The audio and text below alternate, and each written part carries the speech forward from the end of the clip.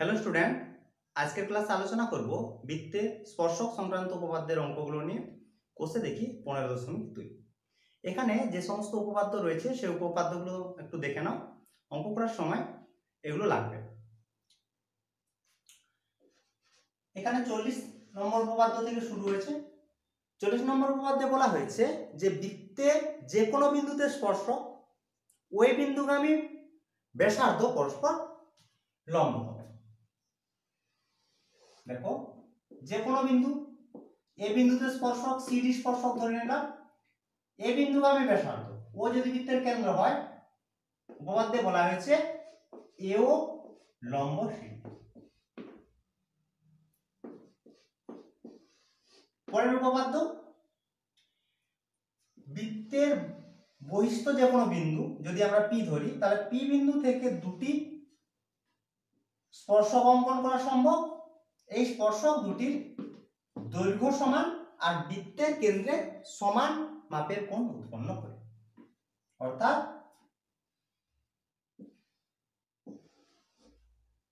A P সমান BP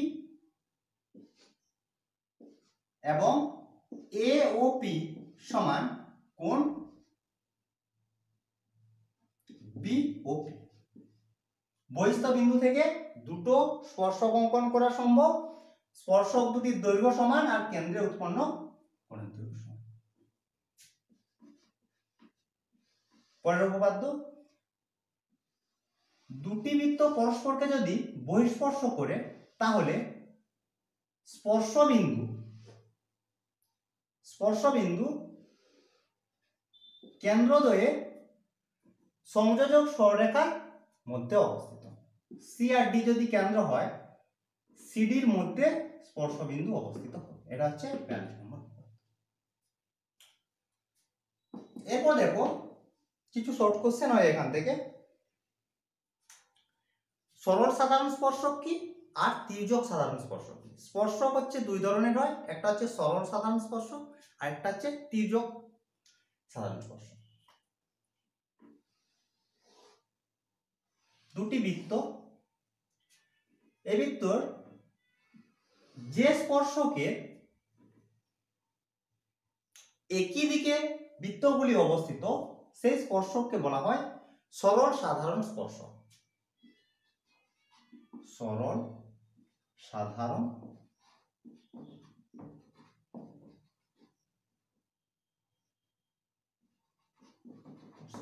হয়েছে। কি বললাম, যে স্পর্শকের একই দিকে বৃত্ত দুটি অবস্থিত, তখন সেই স্পর্শককে বলা হয় সরল সাধারণ স্পর্শক। আর তির্যক সাধারণ স্পর্শক কি?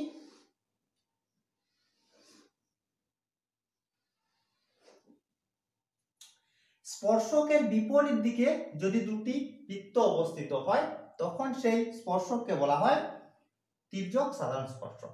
তির্যক সাধারণ বলতে দুটোর ক্ষেত্রে আছে আর স্পর্শক। তাহলে বোঝা গেছে কি কি পেলাম, যে কোন স্পর্শকের একই দিকে যদি বৃত্ত দুটি অবস্থিত হয়, তখন সেই স্পর্শককে বলা হয় সরল সাধারণ স্পর্শক। স্পর্শকের বিপরীত দিকে যদি দুই বা ততোধিক যদি বৃত্ত থাকে, তখন সেই স্পর্শককে বলা হয় তির্যক সাধারণ স্পর্শক। বোঝা গেছে। এরপর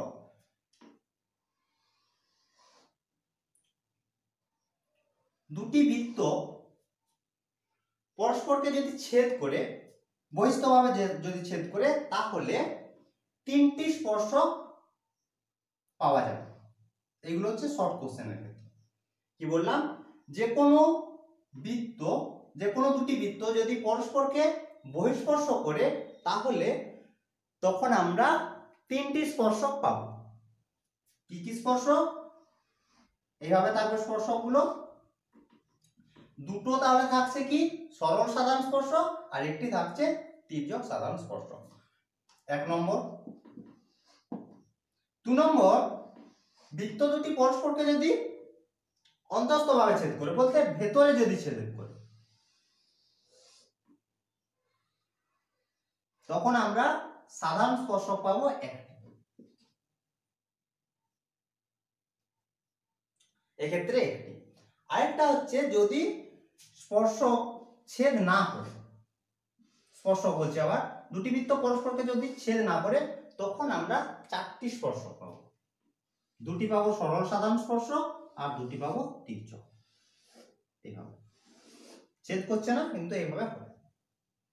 তাহলে তিনটে কেস আমাদেরকে মনে রাখতে হবে, যদি বহিঃস্পর্শ করে, অন্তঃস্পর্শ করে আর যদি ছেদ না করে। এক্ষেত্রে দুটি পাচ্ছি সরল সাধারণ স্পর্শক আর দুটি পাচ্ছি তির্যক সাধারণ স্পর্শক। আর দুটো কোশ্চেন হয়, দুটি বৃত্ত পরস্পরকে যদি বহিঃস্পর্শ করে তাহলে কেন্দ্রদ্বয়ের মধ্যে দূরত্ব, একটির ব্যাসার্ধ r1 অন্যটির যদি ক্যাপিটাল R1 হয়, যদি বহিঃস্পর্শ করে তাহলে কেন্দ্রদ্বয়ের মধ্যবর্তী দূরত্ব হচ্ছে r1 প্লাস r1, একটা ক্যাপিটাল একটা স্মল, যখন বহিঃস্পর্শ করে। আর যখন অন্তঃস্পর্শ করবে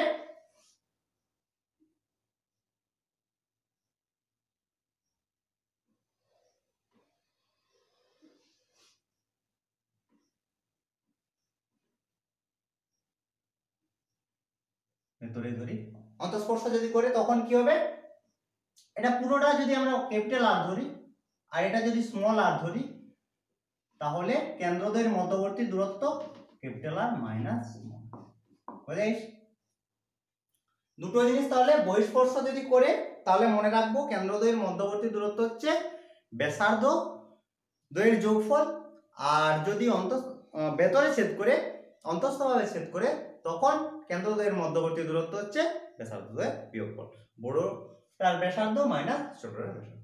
বোঝা গেছে? এরপর তাহলে অঙ্কগুলো দেখো।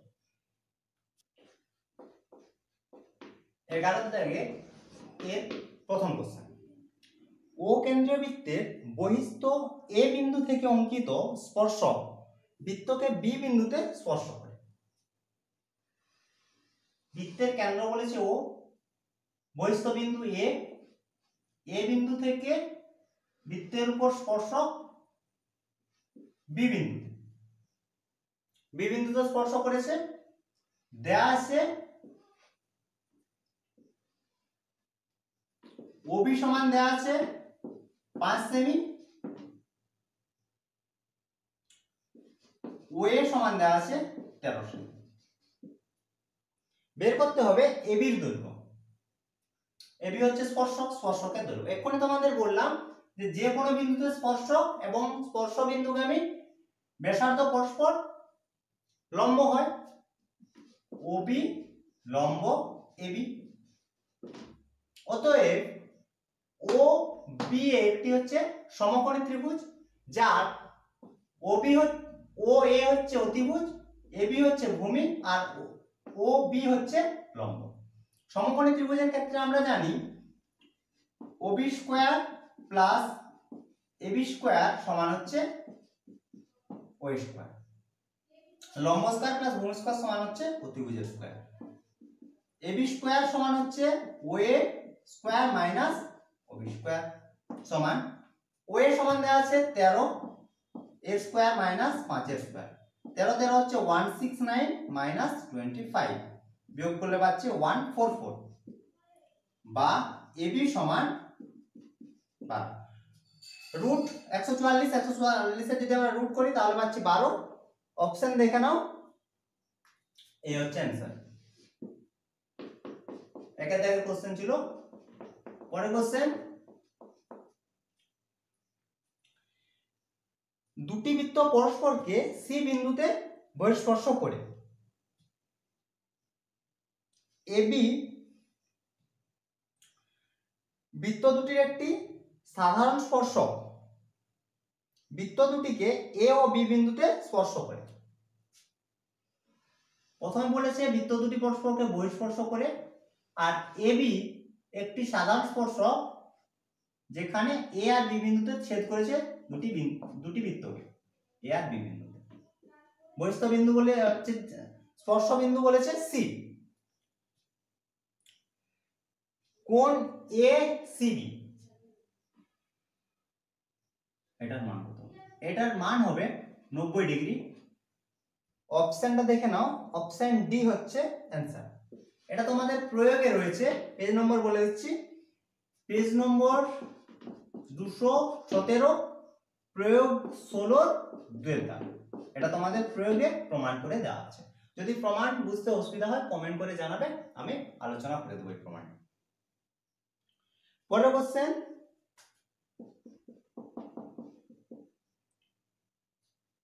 ও কেন্দ্রীয় বৃত্তের ব্যাসার্ধ 5 সেমি, ও বিন্দু থেকে 13 সেমি দূরে পি একটি বিন্দু।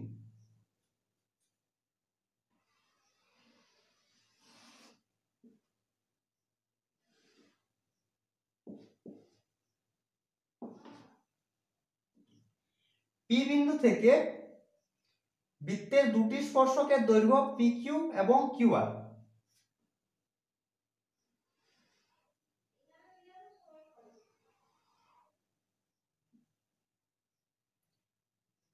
P Q R Q R.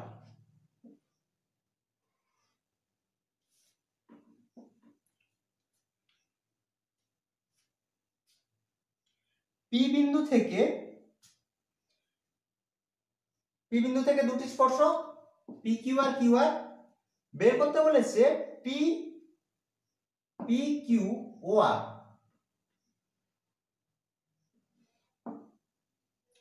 চতুর্ভুজের ক্ষেত্রফল। উপপাদ্যে তোমাদের বললাম যে বহিস্থ বিন্দু থেকে দুটি স্পর্শক অঙ্কন করা সম্ভব, স্পর্শক দুটির দৈর্ঘ্য সমান। পি আর আর পি কিউ এই দুটো আমরা সমান।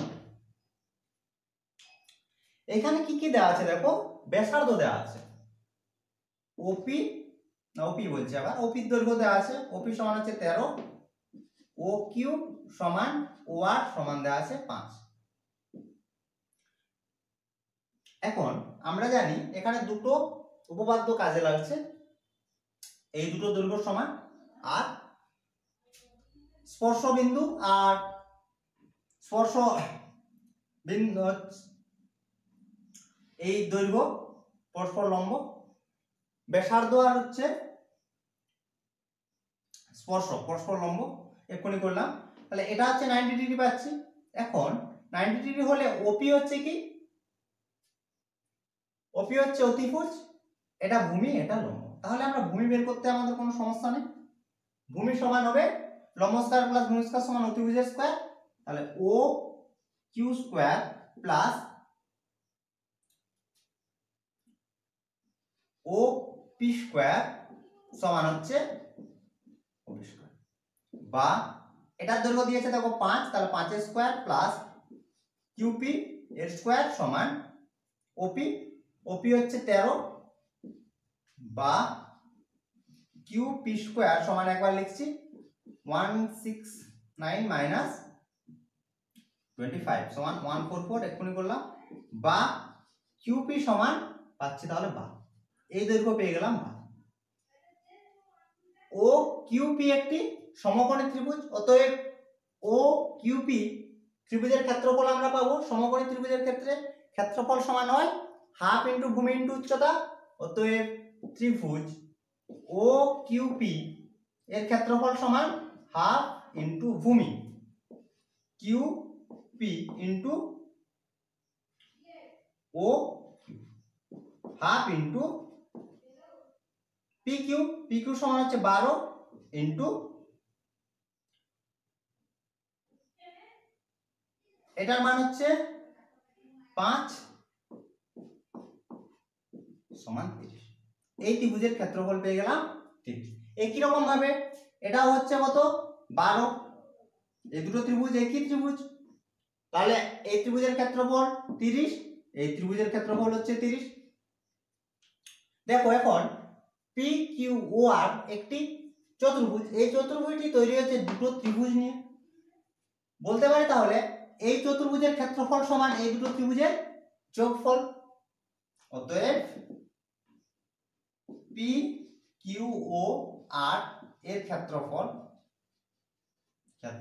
সমান হচ্ছে 30 প্লাস 30 সমান হচ্ছে 60। একক দেখে নাও, সেমি আছে তাহলে সেমি স্কয়ার। অপশন এ হচ্ছে অ্যান্সার। এরপর হচ্ছে 4 দাগের কোশ্চেন। দুটি বৃত্তের ব্যাসার্ধ 5 সেমি ও 3 সেমি। বৃত্ত দুটি পরস্পরকে বহিঃস্পর্শ করে বৃত্ত দুটির কেন্দ্রদ্বয়ের মধ্যে দূরত্ব, বহিঃস্পর্শ করলে কেন্দ্রদ্বয়ের মধ্যবর্তী দূরত্ব ব্যাসার্ধদ্বয়ের সমষ্টি। তাহলে এটা 5 সেমি আর এটা 3 সেমি। 5 আর 3, কেন্দ্রদ্বয়ের মধ্যবর্তী দূরত্ব 5 + 3 সমান হচ্ছে 8 সেমি। অপশন ডি হচ্ছে অ্যান্সার। পরের কোশ্চেন, বৃত্ত দুটির ব্যাসার্ধ এখানে দিয়েছে 3.5 সেমি আর 2 সেমি। বৃত্ত দুটি পরস্পরকে অন্তঃস্পর্শ করেছে। অন্তঃস্পর্শ করলে কেন্দ্রদ্বয়ের মধ্যবর্তী দূরত্ব হচ্ছে ব্যাসার্ধ দুটির বিয়োগফল। তাহলে এই দুটো পুরো হচ্ছে কত 3.5 আর ছোটটা 2 আর এটা হচ্ছে 3.5। কেন্দ্রদ্বয়ের মধ্যবর্তী দূরত্ব 3.5 - 2 সমান 1.5। Option C 1.5।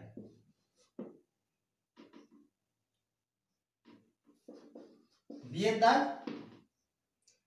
বলেছে সত্য মিথ্যা। প্রথম কোশ্চেন বলেছে যে একটি বৃত্তের অন্তস্থ একটি বিন্দু পি বৃত্তে অঙ্কিত কোন স্পর্শক পি বিন্দুগামী নয়, এটা হবে মিথ্যা। না একটু কোশ্চেনটা ভালো করে পড়ি। বলেছে যে একটি বৃত্তের অন্তস্থ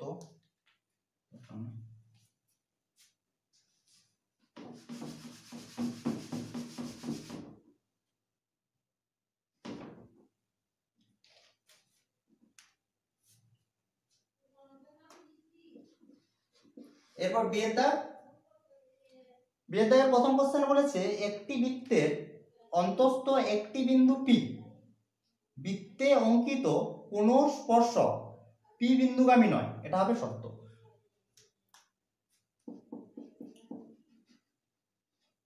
দেখো কোশ্চেনটা এরকম যে বৃত্ত এর মধ্যে কোন একটি বিন্দু রয়েছে পি, বৃত্তের ভেতরে বলেছে। তাহলে স্পর্শ এভাবে যে কোনো দিক থেকে যদি আমরা স্পর্শটা আনি বৃত্তের উপর, সেটা পি বিন্দুগামী হবে না। তাহলে এটা হচ্ছে সত্য। পরের কোশ্চেন, একটি বৃত্তে একটি নির্দিষ্ট সরলরেখার সমান্তরাল 2 এর অধিক স্পর্শক অঙ্কন করা যায়, এটা হবে মিথ্যা।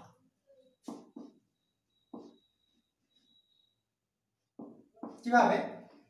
সমান্তরাল তখনই হবে যদি এ বিন্দু হয় এ অপোজিটে, মানে ঠিক বিপরীতে যদি অপর একটি বিন্দু থাকে, তাহলে এ বিন্দু আর বি বিন্দুতে যে দুটি স্পর্শক অঙ্কন করা যাবে কেবলমাত্র সেই দুটি স্পর্শকই হবে সমান্তরাল।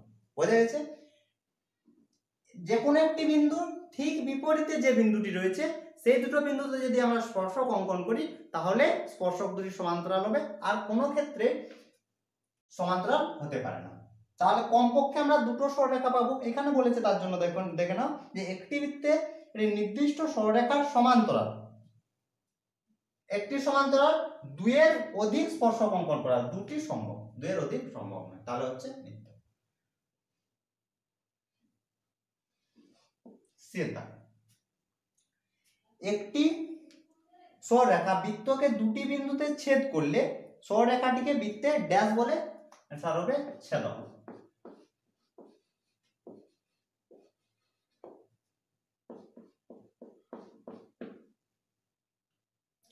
পরের কোশ্চেন, দুটি বৃত্ত পরস্পরকে ছেদ না করলে বৃত্ত দুটি সর্বাধিক সংখ্যায় ড্যাশটি সাধারণ স্পর্শক অঙ্কন করা যাবে। এটা তোমাদের এক্ষুনি এঁকেছিলাম, 4টি স্পর্শক, দুটি হচ্ছে তির্যক আর দুটি হচ্ছে সরল সাধারণ আর দুটি হচ্ছে তির্যক সাধারণ। এটা হচ্ছে অ্যানসার হবে তাহলে 4টি।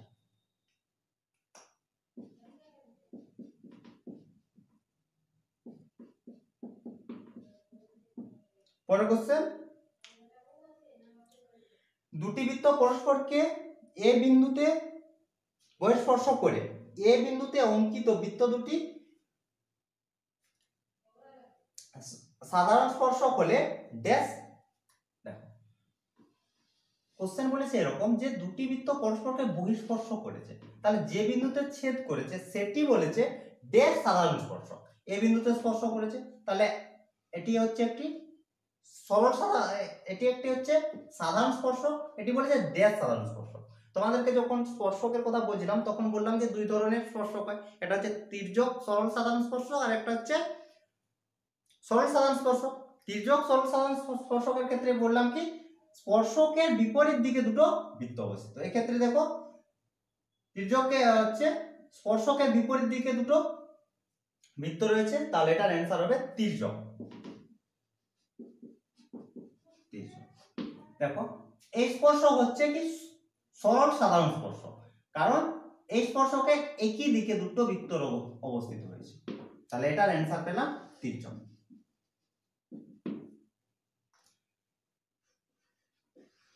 12 দাগের প্রথম কোশ্চেন, পাশের চিত্রে বলেছে, তাহলে ছবি একটু এঁকে নি।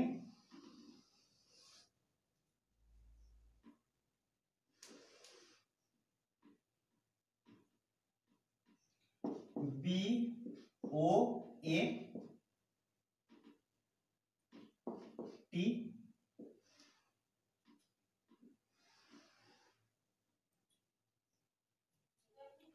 পি, এখানে দেওয়া আছে কোণ পিবিও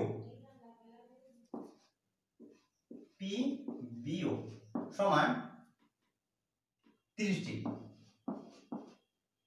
কোণ পিটিএ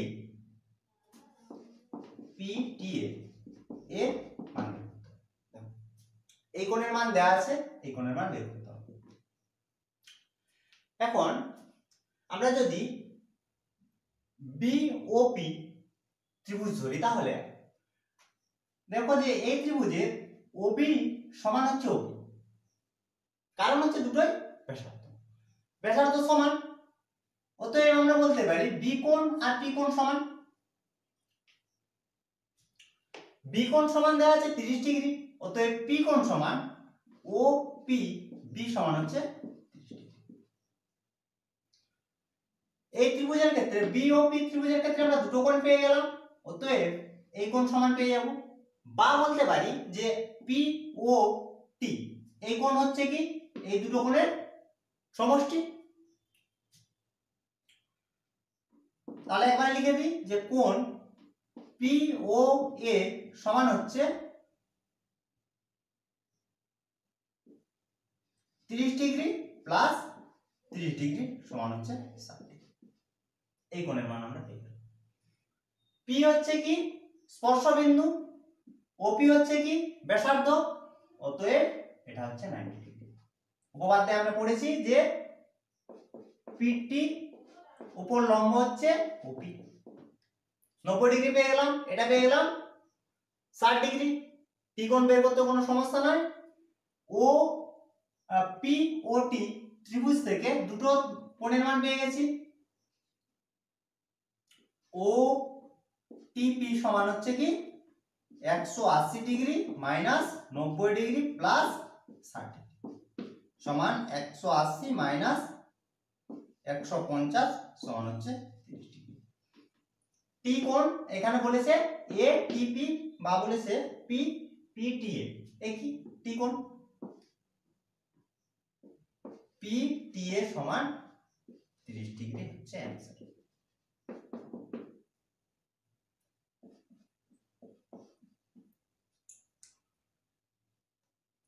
এখানেও পাশের চিত্রে ছবি দেওয়া আছে, দেখো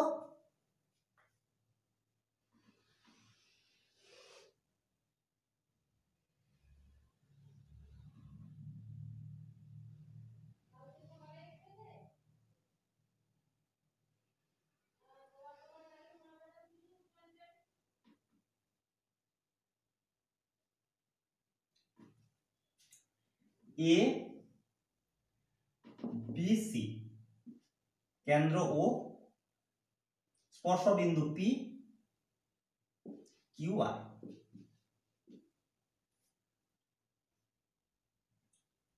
দেওয়া আছে কি এপি সমান 4, এপি সমান হচ্ছে 4,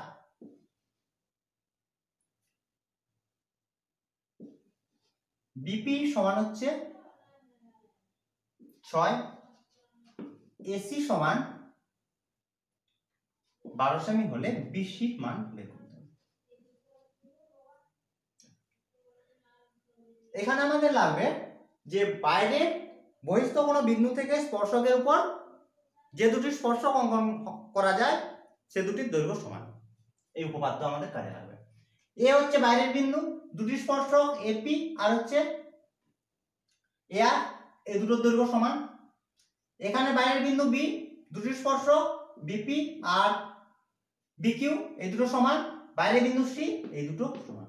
কি কি তাহলে সমান পাচ্ছি আগে লিখে নি, যে এপি সমান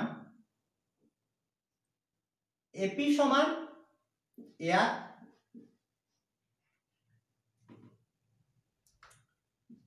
বিপি সমান হচ্ছে বিকিউ।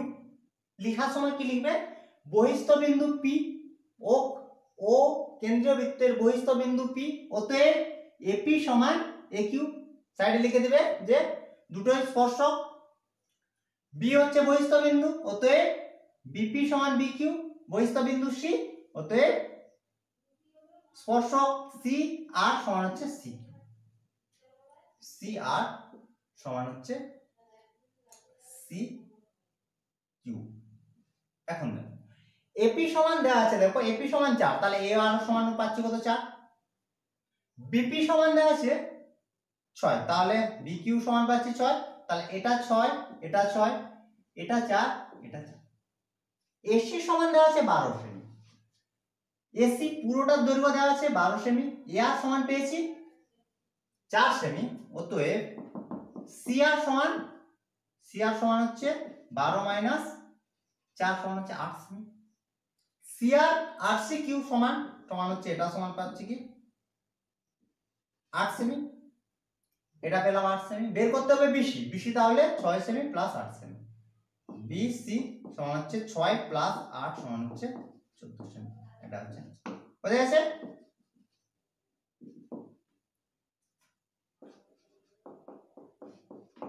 পরের কোশ্চেন দেখো, এখানে ছবি দেওয়া আছে আর মানগুলো দেওয়া আছে। এবি সমান 5 সেমি, বিসি সমান 7 সেমি আর সি এ সমান 6 সেমি। এ হচ্ছে কেন্দ্র, এবিসি হচ্ছে কেন্দ্র, আর ছেদ বিন্দু এসি হচ্ছে কিউ, এটা হচ্ছে আর আর এটা হচ্ছে পি।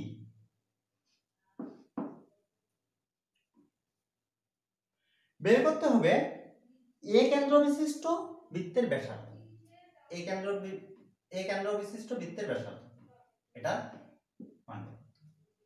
তাহলে আমরা ধরে নেব যে 3টি বৃত্ত দেওয়া আছে, প্রতিটি বৃত্তের ব্যাসার্ধ আমরা ধরে নেব।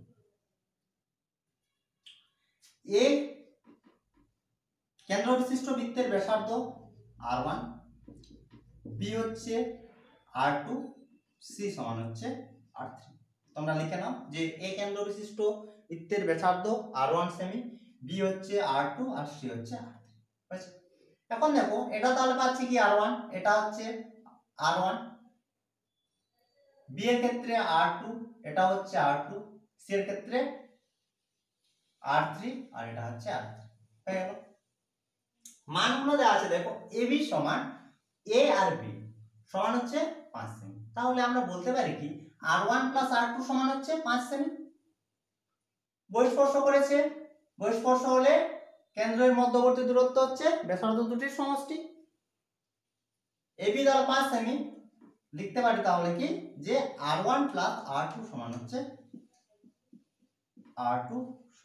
5। একই রকম ভাবে বিসি r2 প্লাস r3 সমান হচ্ছে বিসি সমান 7 সেমি, আর এসি 6 সেমি, r3 প্লাস r1 সমান হচ্ছে 6 সেমি।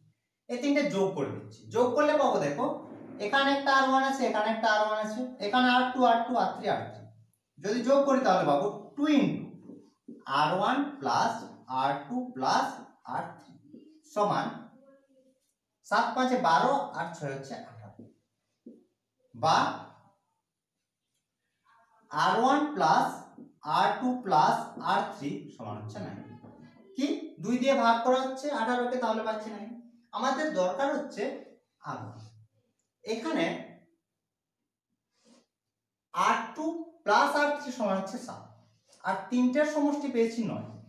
এখান থেকে যদি এটা আমরা বাদ দিয়ে দিই, R2 প্লাস R3 যদি বাদ দিয়ে দিই তাহলে পড়ে থাকছে কি R1। এটা যদি আমরা সমীকরণ দিতাম প্রথমে, যে 1 নম্বর 2 নম্বর 3 নম্বর, আর এটা যদি আমরা 4 নম্বর ধরে নিই, 4 থেকে যদি আমরা 2 বাদ দিয়ে দিই, R2 R3 কেটে যাচ্ছে, R1 থাকছে, R1 সমান 9 মাইনাস 7 সমান হচ্ছে R1 ধরেছি A1 কেন্দ্র বিশিষ্ট বৃত্তের ব্যাসার্ধ, চেয়েছে A1 কেন্দ্র বিশিষ্ট বৃত্তের ব্যাসার্ধ, তাহলে পেলাম হচ্ছে 2 সেমি। এটা হচ্ছে বোঝা গেছে।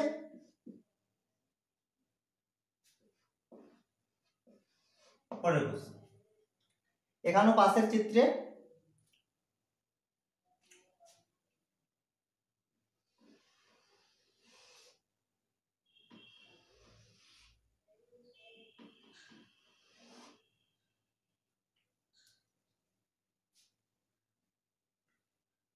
সি কিউ পি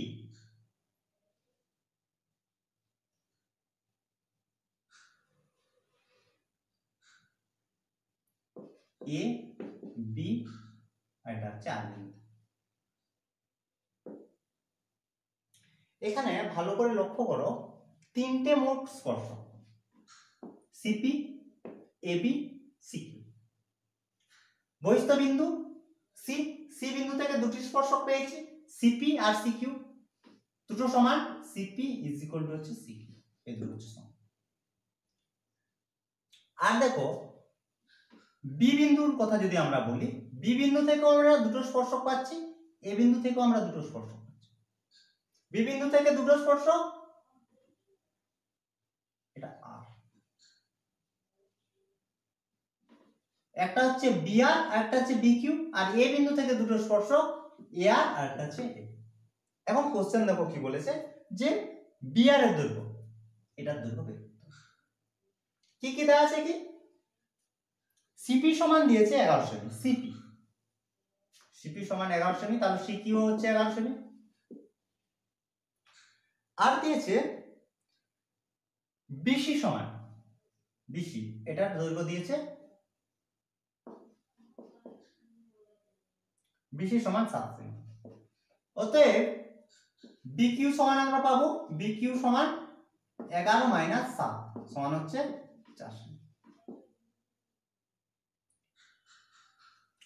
এখন বি বিন্দু থেকে বললাম যে বি হচ্ছে বহিস্থ বিন্দু, সেখান থেকে দুটি স্পর্শক পাচ্ছি, বি কিউ সমান হচ্ছে বি আর, বি কিউ সমান পেলাম 4 সেমি, তাহলে দুটো সমান, বি আর সমান পাচ্ছি 4 সেমি, এটা হচ্ছে অ্যান্সার। আবার বলি প্রথম থেকে একবার, যে সি বিন্দু থেকে দুটো স্পর্শক পাচ্ছি, একটা হচ্ছে সিপি আর একটা হচ্ছে সিকিউ, এই দুটোর দৈর্ঘ্য সমান। আবার বহিস্থ বিন্দু বি থেকেও দুটি স্পর্শক পাচ্ছি, একটা হচ্ছে বি আর আর একটা হচ্ছে বি কিউ, এই দুটো সমান। সিপির দৈর্ঘ্য দেওয়া আছে, সিপি সমান 11 সেমি, অতএব সিকিউ সমান 11 সেমি। আর দেওয়া আছে বিসি, এই দৈর্ঘ্য দেওয়া আছে, তাহলে এখান থেকে আমরা বিকিউ পেয়ে যাচ্ছি, বিকিউ আর হচ্ছে বি আর সমান সমান করেছে, সেখান থেকে পেয়ে যাচ্ছি 4 সেমি।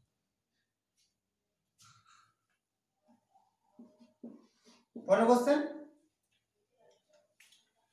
দুটি বৃত্তে ব্যাসার্ধের দৈর্ঘ্য 8 সেমি ও 3 সেমি এবং তাদের কেন্দ্রদ্বয়ের মধ্যে দূরত্ব 13 সেমি, বৃত্ত দুটির একটি সরল সাধারণ স্পর্শক নির্ণয় করো।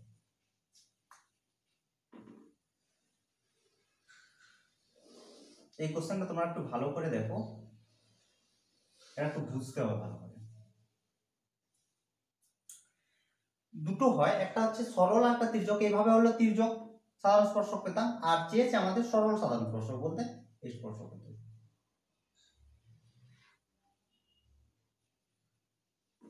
একটির হচ্ছে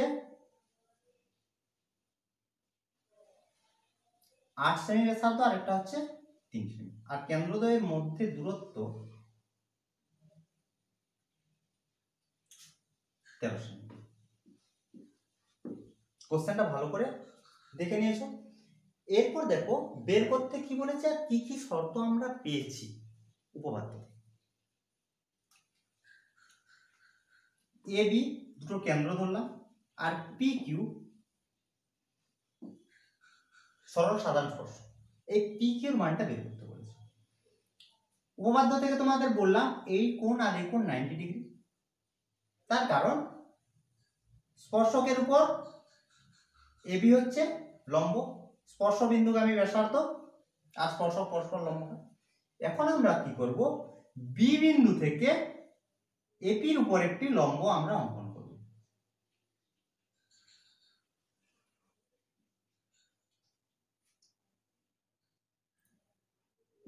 এম নাম কি করলাম, বি বিন্দু থেকে এপির উপর লম্ব অঙ্কন করা হলো। লম্ব বলতে 90 ডিগ্রি, তাহলে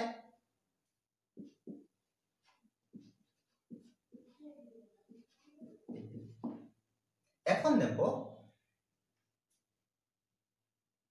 পি কিউ বি এম একটি চতুর্ভুজ। এই চতুর্ভুজের তিনটি কোণ হচ্ছে 90 ডিগ্রি করে, অতএব এই বি কোণের মান হবে 90 ডিগ্রি। অতএব আমরা বলতে পারি পি কিউ বি এম একটি কি আয়তক্ষেত্র।